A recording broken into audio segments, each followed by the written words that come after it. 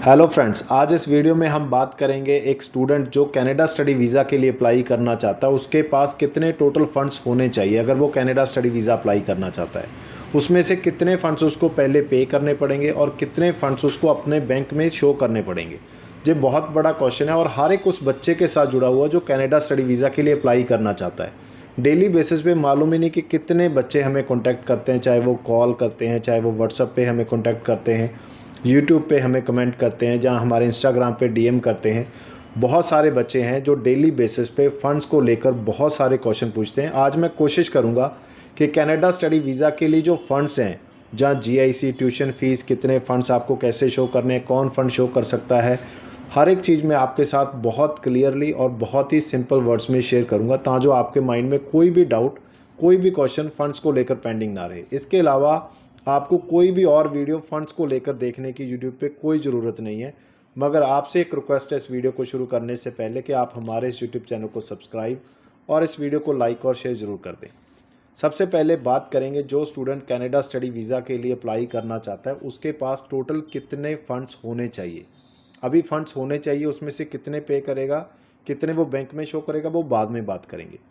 किसी भी कंट्री में जब आप अप्लाई करते हो स्टडी वीज़ा के लिए, तो जहाँ पर दो मेन जो आपके एक्सपेंस आते हैं।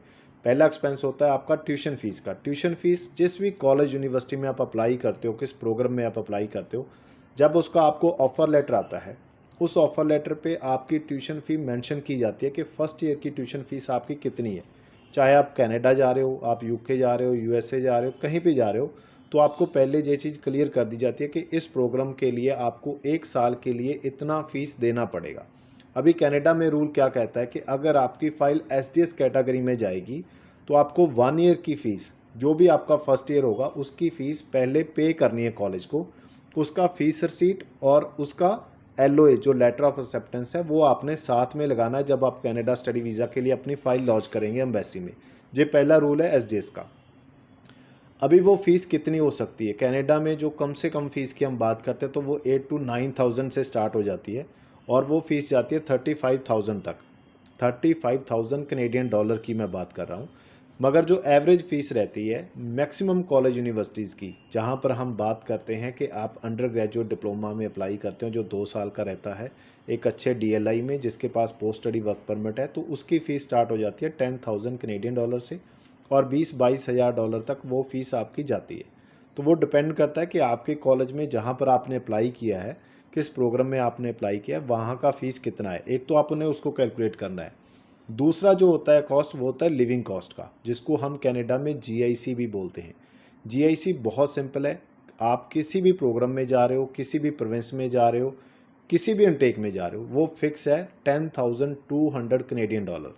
200 आपका बैंक लेगा और 10,000 आपके कनाडा के एक बैंक में, जहां पर आप अकाउंट ओपन करेंगे, उस अकाउंट में आपका ट्रांसफ़र हो जाएगा।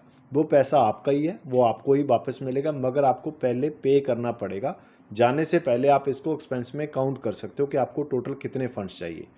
अभी फॉर एग्जांपल हम मानते हैं कि आपका जो टोटल कॉस्ट बनता है वो बनता है 15,000 आपका कनेडियन डॉलर है फ़ीस जो 1 ईयर की है, और 10,000 आपने पे करना है जीआईसी का, तो 25,000 आपका जो टोटल कॉस्ट बना। उसके बाद जो एक्स्ट्रा फंड्स आपके पास होने चाहिए या नहीं होने चाहिए। जिन बच्चों का 1 साल का प्रोग्राम है, यानी कि आपने 1 ईयर का अंडर ग्रेजुएट सर्टिफिकेट लिया है, जब 1 ईयर का पोस्ट ग्रेजुएट सर्टिफिकेट लिया है, तो आपको सेकंड ईयर के फंड शो ना करें करें उससे कोई फ़र्क नहीं पड़ता। अगर आपका प्रोग्राम 2 साल का है, 3 साल का है, 4 साल का है, यानी कि 1 साल से ज़्यादा का है, 1 साल की फ़ीस हमने पे कर दी है। अगर आप सेकंड ईयर की फ़ीस शो कर सकते हैं अपनी अपने अकाउंट में कंफर्टेबली, अगर आपके पास पैसा पड़ा है तो शो कर दीजिए। अगर आप मैनेज कर सकते हैं थोड़ा बहुत तो उसको कर लीजिए। उसका आपको बेनिफिट ज़रूर मिलेगा, क्योंकि ये चीज़ उन्होंने बहुत क्लियरली आईआरसीसी ने बोला था। ये रूल नहीं है। अगर आप रूल में देखेंगे, आप ऑफिशियल वेबसाइट पे जाएंगे, वहाँ पर आप कहीं नहीं देखेंगे कि आईआरसीसी आपको बोली है कि एसडीएस के बाद आप 1 ईयर की ट्यूशन फ़ीस पे करके जीआईसी पे कर कर अपने फ़ंड शो करो। मगर जो उन्होंने क्लियरली बोला था अपने वेबिनार में कि जो सेकंड ईयर की फ़ीस है, अगर कोई बच्चा 2 साल के लिए जा रहा है, 3 साल के लिए जा रहा है, तो उसके पेरेंट्स के आईटीआर कितने हैं, कितनी इनकम उनको ईयरली हो रही है, और उसके पास सेकंड ईयर के लिए कितने फ़ंड्स हैं, अगर आप शो कर सकते हो, उसका बेनिफिट आपको 110% मिलता है। अभी बच्चों के माइंड में रहता है कि सर हम सेकंड ईयर के लिए कितनी फ़ीस शो करें। आप देख लीजिए, अगर सेकंड ईयर का फ़ीस आपका $15,000 फर्स्ट ईयर का था, तो सेकंड ईयर में $13-14,000 रहेगा। तो आप उसके आसपास, कोई ज़रूरी नहीं कि आपने पूरे का पूरा सेकंड ईयर का फ़ीस शो करना है, उसके आसपास वो फ़ीस आप अपने अकाउंट में, सेविंग अकाउंट में आप अपने अकाउंट में रख सकते हैं, अपने फादर मदर के अकाउंट में रख सकते हैं, तीनों के मिक्स अकाउंट में कर सकते हैं। कोई इशू नहीं है कि एक अकाउंट में होना चाहिए। वहाँ पर रखकर उसका आप बैंक बैलेंस सर्टिफिकेट प्लस उसकी स्टेटमेंट लगा सकते हैं। कनाडा में ऐसा कोई रूल नहीं है कि ये फंड्स आपके कितने दिन पुराने होने चाहिए, कितने कहाँ से आए हैं, क्या है, कुछ नहीं चाहिए। बैंक बैलेंस सर्टिफिकेट लगा दीजिए। अगर स्टेटमेंट है 1-2 मंथ से आपके अकाउंट में ये फंड्स पड़े हैं तो और भी बेटर हो जाएगा। नहीं है तो स्टेटमेंट मत लगाइए। अगर आपने इमीडिएट फंड्स को अरेंज कर कर अपने बैंक बैलेंस सर्टिफिकेट में आपने शो किया है तो आपको स्टेटमेंट लगाने की ज़रूरत नहीं। ऐसा नहीं होना चाहिए कि पहले आपके अकाउंट में 10,000 है, अभी आपने उसमें 8 लाख डलवा दिया और अभी आपने स्टेटमेंट लगा दिया 3 मंथ का, और उसमें शो हो रहा है कि पहले सिर्फ 10-12 हज़ार आ रहे हैं और एकदम से 8 लाख रुपया जमा हो गया। ऐसा नहीं करना। इसीलिए मैं कहता हूँ कि बच्चे बहुत छोटी छोटी गलतियाँ करते हैं जिसकी वजह से उनका अच्छी प्रोफाइल के साथ भी वीज़ा रिफ्यूज़ हो जाता है। कोई भी डॉक्यूमेंट जो आपकी फ़ाइल में जाएगा या नहीं जाएगा, उसके पीछे एक प्रॉपर लॉजिक बनता है कि हमने क्या स्टोरी बनाई है, जो वीज़ा ऑफिसर को सुना रहे हैं हम एसओपी में, उसके अकॉर्डिंग क्या डॉक्यूमेंट्स आपकी जस्टिफिकेशन देते हैं या नहीं देते। बहुत सारे ऐसे डॉक्यूमेंट होंगे आपके पास जिनको फाइल में नहीं जाना चाहिए, और बहुत सारे ऐसे डॉक्यूमेंट्स होंगे जो आपके पास नहीं हैं, आपको अरेंज करने पड़ेंगे क्योंकि वो आपकी स्टोरी को जस्टिफिकेशन के लिए चाहिए जो वीज़ा ऑफिसर के सामने हम पेश करेंगे। उसी पे डिपेंड करता है कि आपको वीज़ा आएगा या नहीं आएगा।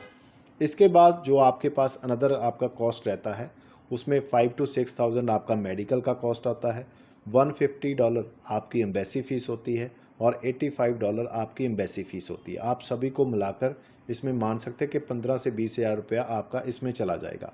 उसके बाद आपकी एयर टिकट होगी, वो आपने अरेंज करनी है। वो डिपेंड करता है कि आप कब अपनी एयर टिकट बुक करवा रहे हो। 1 लाख से लेकर 1.5 लाख तक का आप एवरेज उसका रेट मान सकते हो। तो ये टोटल फंड्स, इतने फंड्स आपके पास होने चाहिए। अगर आप कम से कम या लमसम एक अमाउंट जानना चाहते हैं कि कनाडा स्टडी वीज़ा के लिए एक लमसम अमाउंट जितना आपने पे करना है, वो 10-12 लाख से शुरू होकर 15 लाख तक आपका जा सकता है। आप मानकर चलिए कि 12 से 15 लाख तक का आपका वो पेमेंट हो सकता है। और कितनी पेमेंट आपने शो करनी है, 6 to 7 लाख या 8 लाख तक आप अपने अकाउंट में पेमेंट शो कर सकते हैं। उम्मीद करता हूं कि फ़ंड्स को लेकर, जीआईसी को लेकर, आपकी बायोमेट्रिक, एम्बेसी फ़ीस को लेकर सारे डाउट आपके क्लियर हो चुके होंगे। फिर भी अगर कोई डाउट है तो आप नीचे दिए गए नंबर 9551760001 पे हमें कॉन्टैक्ट कर लीजिए।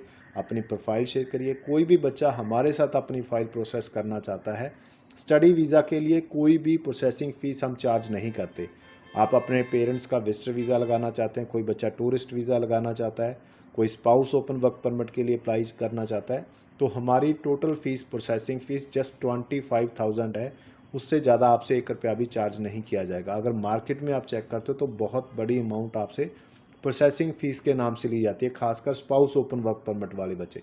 बहुत सारे बच्चे रिफ्यूज़ल के बाद आते हैं, सर हमने 1 लाख रुपये में बात की थी, हमने 75,000 में बात की थी। हमारी processing fees spouse open work permit के लिए भी 25,000 है। उसी फीस में आपका पूरा का पूरा जो भी फाइलिंग का वर्क है वो सारा कंप्लीट कर दिया जाएगा। उम्मीद करता हूँ कि आपको हमारे जो एफर्ट्स अच्छे लग रहे होंगे। आप सभी से रिक्वेस्ट यही रहेगी कि आप हमारे इस यूट्यूब चैनल को सब्सक्राइब और इस वीडियो को लाइक और शेयर जरूर कर दें। अभी भी 87% ऐसे व्यूअर्स हैं जिन्होंने अभी तक हमारे यूट्यूब चैनल को सब्सक्राइब नहीं किया। डेली बेसिस पे आकर वीडियो जरूर चेक करते हैं। मैं आप सभी से रिक्वेस्ट करूँगा कि अगर आप सब्सक्राइब करते हो तो आपका कोई लॉस नहीं है, मगर हमें बहुत मोटिवेशन मिलती है। प्लीज़ सब्सक्राइब करिए ताजो इस यूट्यूब चैनल की रीच ज़्यादा से ज़्यादा लोगों तक पहुँचे और हर एक बच्चे तक ये इन्फॉर्मेशन जो हम फ्री में दे रहे हैं कि कोई बच्चे को कोई भी कंसल्टेंट या कोई भी पर्सन मिसगाइड ना कर सके, उस तक जो पहुँच सके।